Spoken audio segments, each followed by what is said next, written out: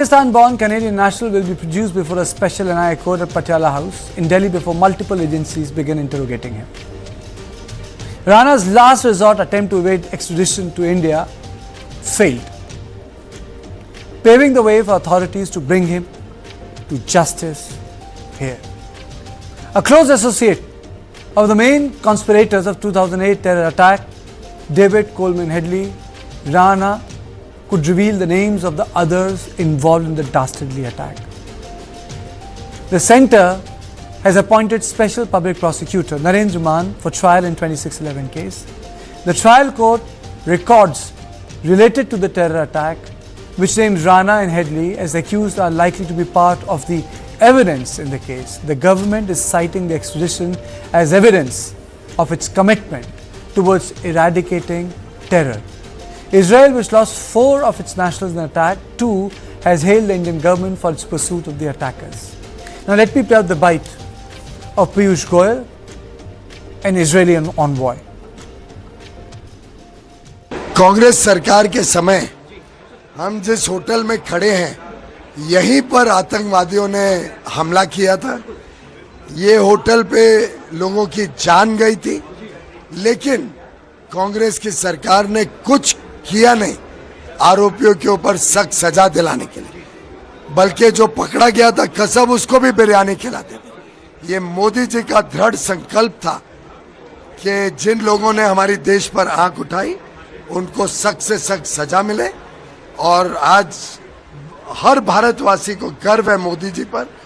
विशेषकर हम सब मुंबई कर कृतज्ञ हैं मोदी जी के कि ऐसे लोग जिन्होंने हमारे देश के ऊपर हिंसक आक्रामक हमला किया था, उनको हम भारत के धरती पर भारत के कानून के अंतर्गत सजा दिलाएंगे। We are encouraged to hear about the extradition to India of one of the perpetrators of the terrible and horrendous terrorist attacks that happened in Mumbai on the 26th of November 2008, which took the lives of more than 170 innocent civilians, including Israelis.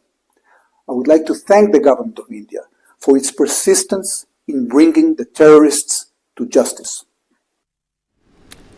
Now, what next for Tahawwur Rana? He'll be produced before a special NIA court at the Patiala House. NIA expected to see custodial interrogation to confront with evidence including emails, travel records, testimonies. This could lead to fresh leads which could ascertain role of Pakistani state actors, likely to be lodged in a high security ward in Tihar. Necessary preparations made for lodging him in the jail. Pakistan, meanwhile, which was the real mastermind behind the whole operation, continues to remain in denial.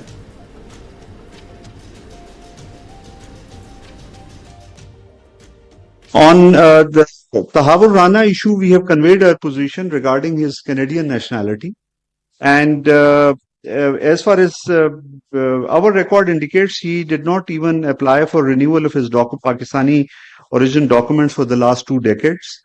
I reiterate position, we will give further updates in due course.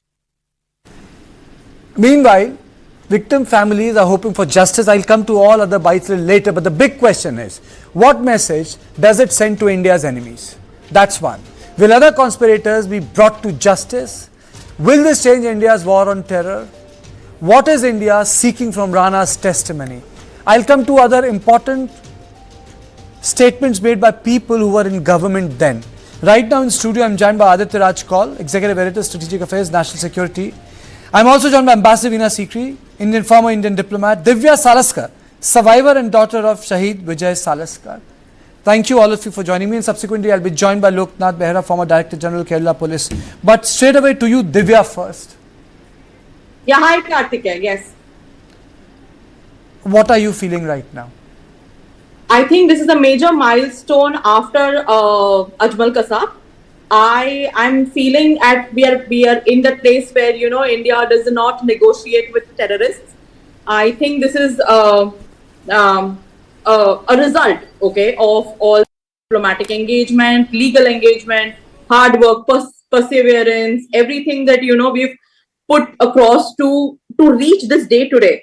And I think that finally, probably which doors were closed for a very long time, they will now be open if NIA is allowed to. I mean, NIA will be interrogating Tahawwur Rana. So I think that this is, as being Shahid Vijay Salaskar's daughter, it is a very important day for me, as I will get more answers in the future, is what I'm hoping out of this milestone that we've achieved today.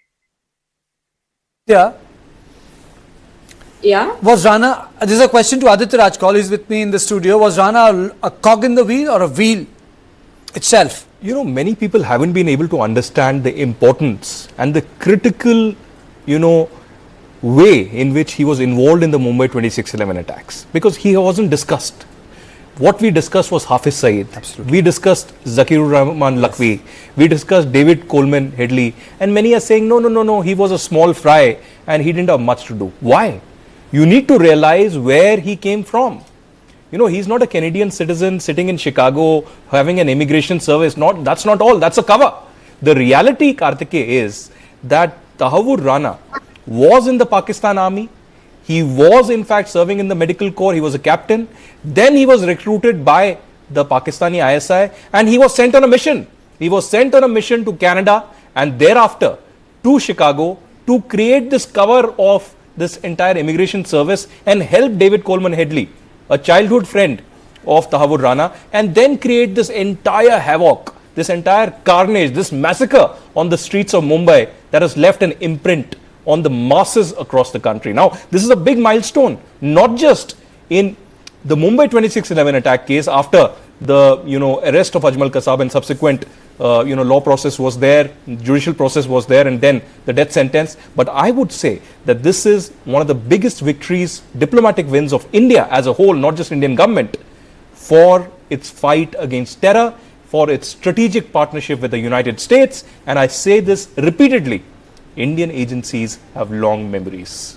They remember, they work silently, and they ensure even 17 years later that the mastermind, that the perpetrator, that the plotter of 26/11 will get justice. I'm sure that the NIA will demand a death sentence. They will see how the law takes it on course, and it's not a public hanging that will happen. It is a due process of law. There is a NIA special court. There is a public prosecutor. The NIA will interrogate him.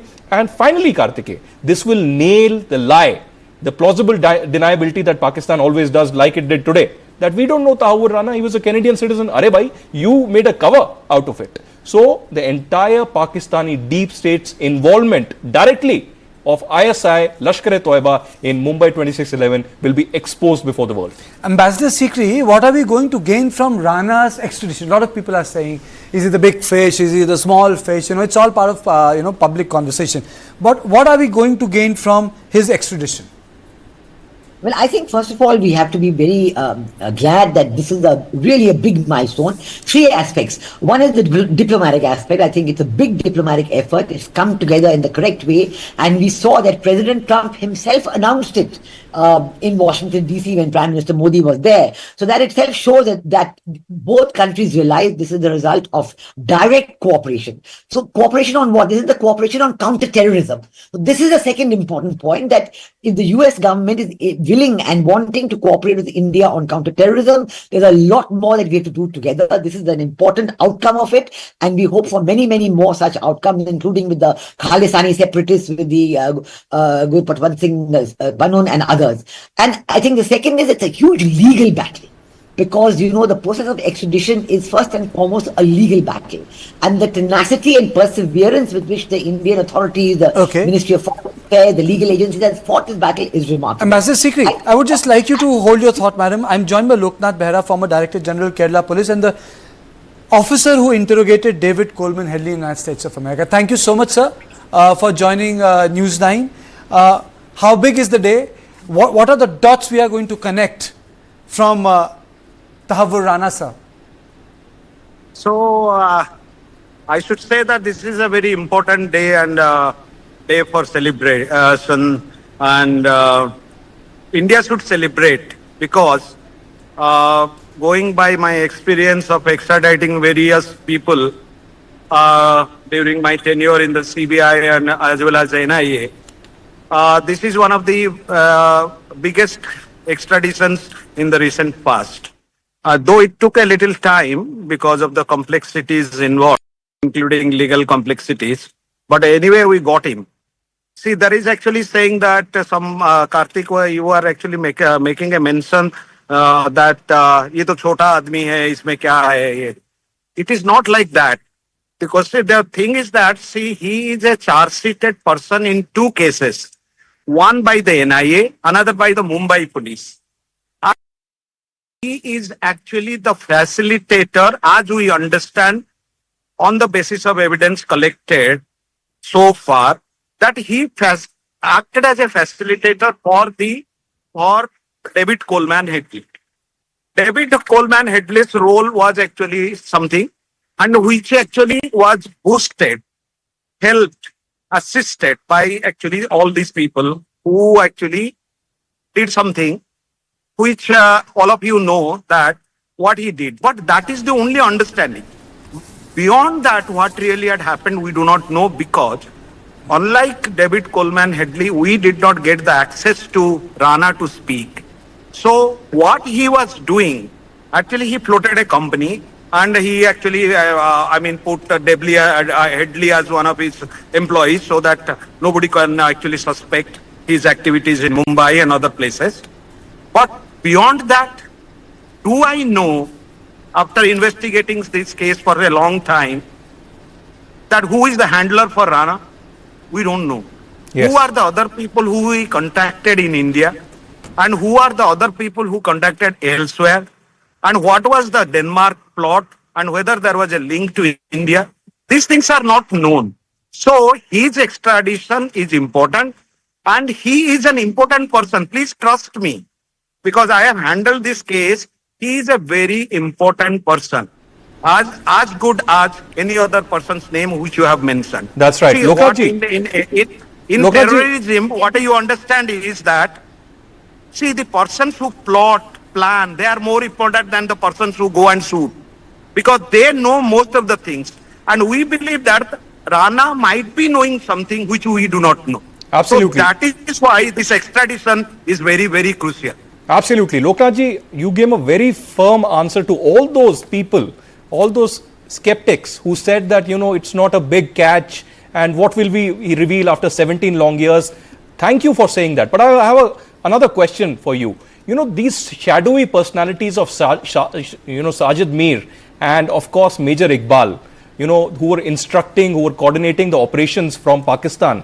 Do you think that Tahawwur Rana will also reveal the reality of these people sitting in Pakistan? And secondly, do you think that Tahawwur Rana going to Canada, then going to Chicago, and then having this so-called immigration firm, all this while, was this operation of the ISI, was the coordinating this entire thing for the ISI? See, my answer will be very conjectural, not based on evidence. Actually, when we interrogate, when investigators can always only talk with authority when there is evidence or document on record. So what as you very correctly said, I also mentioned that who were the handlers of Rana? If you ask me who are the handlers of David Coleman Headley, I will tell you because it is there on record. But for us, actually, this is not there. So whether you name two persons, Sajid Mir and Major Iqbal, whether they were handling or somebody else was handling, then the scenario changes. So it is up to the investigating agencies and other security agencies, intelligence agencies to put their best foot forward, which they are capable of, to find out these things. And this will be good for the country.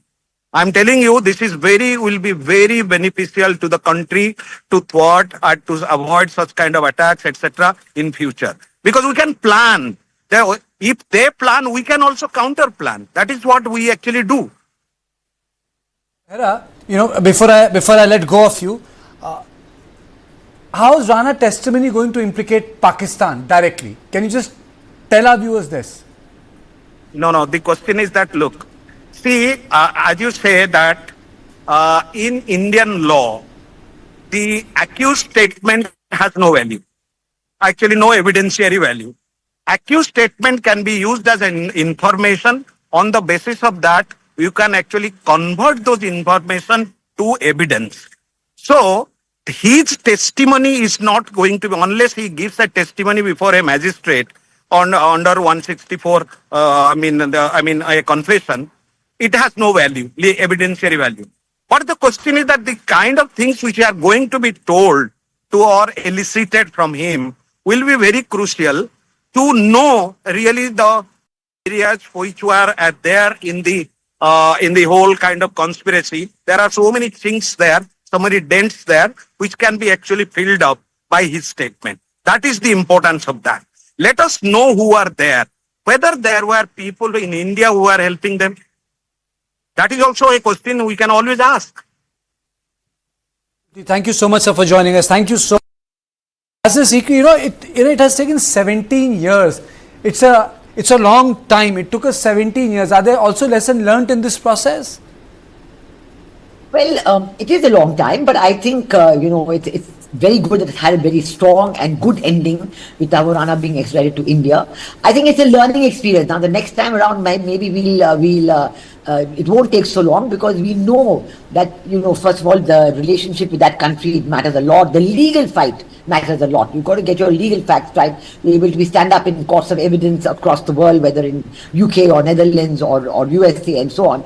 I think that we have to use the Tahawwur Rana incident, his extradition and his questioning and trial in India as part of our global fight against counterterrorism. This is very important, because we must expose what Pakistan has been doing and get the linkages. I hope we will, through the questioning and link up the dots, get the linkages to Pakistan, the individuals, the shadowy individuals who are still not coming out in the open. And this is already one evidence of how India's global standing, being so high and so well respected, makes governments, say that, look, India is serious about this. And India, when she says something, she's not saying it flippantly. She has the backing of facts and figures, and she's very serious in the fight against terrorism. I think in President Trump, we have a good ally in the fight against terrorism. We must push this advantage and get even that global convention on counterterrorism that we're seeking in the UN. So it is a very major impact, and I think for all of us in India, we're very proud and happy that it has been a successful outcome. And surely it's a closure in some sense, but there's a lot ahead that we have to unravel before we can complete the fight against terrorism. Let me play out a couple of reactions that have come on the story which we are breaking right now. A lot of political reactions are there. People associated at that point of time with the operations have also come out. Let me play out those bites. आतंकी हमला हुआ था 26/11 को 2008 में, और उसमें आपको मालूम है कितने निरपराध लोग मारे गए थे, कितने अपने पुलिस बांधव मर गए थे, उसमें कई जवान शहीद हो गए थे। खुशी की बात आई है कि तहव्वुर राना जैसा एक 26/11 का मास्टरमाइंड का मददगार वो भारत में आ रहा है। तो मेरी एक विनती है सरकार से कि जल्द से जल्द उसको फांसी होनी चाहिए। राणा ने अपना गुनाह कबूल नहीं किया है, जबकि डेविड कॉलमैन हेडली ने अपना गुनाह कबूल कर लिया, अपना रोल पूरा प्रकट किया है। तो अब अमेरिकी सरकार ने डेविड कॉलमैन हेडली को तो अपने साथ मिला लिया है। वो एक इन्फॉर्मर सा बन गया है, स्टेट गवाह बन गया है, और उसको उन्होंने अपनी ड्रग एनफोर्समेंट एजेंसी में शामिल कर लिया है, ताकि जो ड्रग की तस्करी होती है उसको रोका जाए। वो अमेरिकी सरकार से तनख्वाह पाता है, तो उसको भारत भेजने का तो सवाल नहीं उठता, क्योंकि वो उसका उनको फायदा हो रहा है, इसलिए शायद उन्होंने उसको रखा हुआ है। We were also trying, BJP government was also trying for a very long time to bring him back to India, but now we see we are successful here to bring back.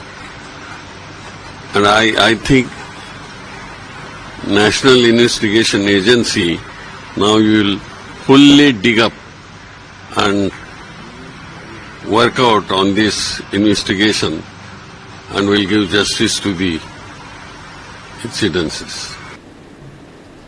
Well, Divya, let me come to you, Divya, again.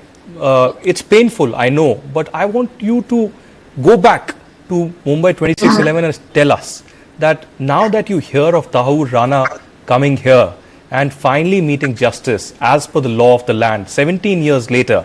But your memories of your respected father, India's hero, India's martyr, really, the role that he played at that particular time, and what memories do you have? You must have been really young at that time. But and what is the reaction of your family right now? Yes, I was very young when the 26/11 Mumbai attacks happened. But I recollect it very clearly that my father left from the dinner table in a hurry. He just told my mom that I have to go to the spot, I have to go to the spot. And we were so used to him going to the spot that we didn't really bother about it. It was only around 1 o'clock when our phone started ringing, and then we got the news through television, and that is when the real hell broke out. So from that day till now, it's been a void inside me. So when Ajmal Kasab was hanged, it was a bit of a closure. But when we realized that Ajmal Kasab was, like I think one of the sirs pointed out, that shooters are one thing and mastermind is another. What we have gotten today is the real deal. Okay, it is going to help us understand the entire sequence of 26/11, the way it was planned, what happened, who all are involved. How is Pakistan's involvement in it?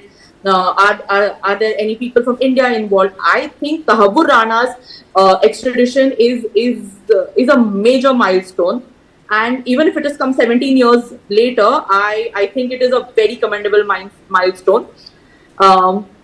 Yes, as a family, of course, capital punishment is all we ask for, because I don't believe in life imprisonment. I mean, honestly, for me, it's an eye for an eye, because my father was the most important person to me in this whole world. Okay, Aditya, I have a question to you, then I'll go to Ambassador Sikri. What are the lessons that India has learned from Kasab's trial? Well, firstly, he was a big catch, and salute to Tukaram Omble. I would actually tell the Mumbai police and the Mumbai government and the Maharashtra government to actually name the airport in Mumbai in service of Tukaram Omble, because the daring commitment that he showed to save lives that day, not just save lives, but give up his own life so that a terrorist like Ajmal Kasab comes across and is arrested alive, not dead. Because this is crucial to the investigation. There was this theory that we will put across ISI's plan that, these were Hindu terrorists, and they were, wearing this, what I am wearing right now, this kalava, which, Hindus usually wear during prayers. And the investigation was carried out thorough by the NIA and the Mumbai police, but there was a delay. There was legal hurdles, of course. There was, of course, a big battery of lawyers who boycotted Ajmal Kasab as well and refused to actually defend him inside the court of law. But I would only suggest that pick up from that trial, and you have charge sheets ready, you have investigations ready, but on the basis of interrogation, you set up a time frame, and in that time frame, you conduct that investigation and, of course, interrogation, and finally culminate this trial within a year's time. Again, it's been 17 years and then pushing it. I really agree with Aditya that, we have to set a time limit. There has to be a pattern in which the investigation on Tahawwur Rana will go, and we have to come to conclusions on time. Otherwise, we can see this thing drag for the next 17 years, and we cannot have that anymore. True. Okay, Ambassador Sikri, whatever a country does in context of strategic affairs, it primarily does it for its own security and also to change the behavior of the adversary. In this case, it's Pakistan. In your long career as a diplomat, why has we not been able to change the behavior of the Pakistani state, despite the best of the attempts? Why doesn't it change? Can you please unmute yourself? Yes, if you look at this long history that you mentioned, I think it is only now in the last 10 years that we have a strong focus on actually bringing people to justice and concluding. You will recall even when 26/11 happened, there was so much controversy. Hindu terrorists were being talked about, and there was even talk that even while they were saying, no, leave it. The SPG took a whole day to arrive from Delhi to here, to take action in this case. It was a huge, and even now there's a debate, why did we take action against Pakistan? Some people are saying, no, we shouldn't have taken. It was being debated when we are being attacked, and clearly the link is going straight back to Pakistan. We know that the people you are showing on the visuals in the corridors of the hotel, Taj Hotel, they were getting instructions from Pakistan on the telephone, and so it was a really. But now we are focused on exposing Pakistan. Earlier, even on Kashmir, we would not even talk about it. Let the Pakistanis say what they want. And because of the Pakistani propaganda and India not being a major player in the propaganda, the Pakistanis got the support of the Western countries. The Pakistan got the support of UK and USA. They were always, looking at them to help them on Afghanistan, help them on, the great game was being played, all that. I think all that is now at an end because India, first of all, with her standing in the world, got the major powers to listen to her. And we have to follow this to a logical end by nailing Pakistan on this and declaring them a state sponsor of terrorism and, getting the fact that these terrorist units that they are sponsoring have to end. Okay, Aditya, are the unknown gunmen the deterrence? Is that the deterrence? Unknown gunmen? For years together, we haven't seen such kind of a atmosphere in Pakistan of fear, of actually looking under your bed, looking out of your car and moving around. Because terrorists got a free run.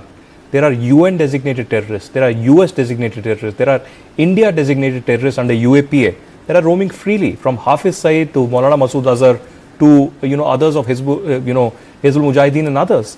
But now they have fear.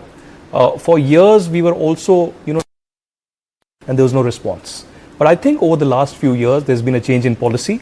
There is a response. We saw Uri surgical strikes. We saw also the Balakot strikes, and we gave out a very resounding strong response strategically and militarily and diplomatically, may I add, to Pakistan, to isolate them completely, to expose them at global forums like the FATF and the United Nations, and completely ignore them. We do not want relations with them until terrorism actually continues. I remember a conversation with the Prime Minister and Foreign Minister Jaishankar, who at that time was the Foreign Secretary, who said that, we cannot have a conversation where water is flowing from here and blood is flowing from that Pani side. aur khoon ek saath nahi beh sakta hai. ये नहीं हो सकता. I mean, this cannot continue. Absolutely. So I think a strong response has been there. Tahawwur Rana in New Delhi right now, moving towards the NIA headquarters.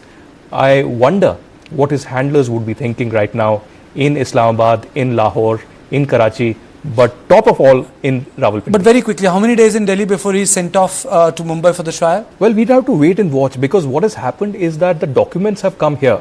The NIA Special Court is also here. Okay. So could the investigation also move to Delhi? The trial could also take place in Delhi. We'll get clarity perhaps in a few days. Okay. Thank you all of you. Thank you all of you for joining me on this conversation. The Tahawwur Rana is back. A cog which people would say, I would say is not the case. He's not a cog. He's not a cog in the wheel. He's the wheel himself. A guy who provided legitimacy to David Coleman, and someone who was actually in India.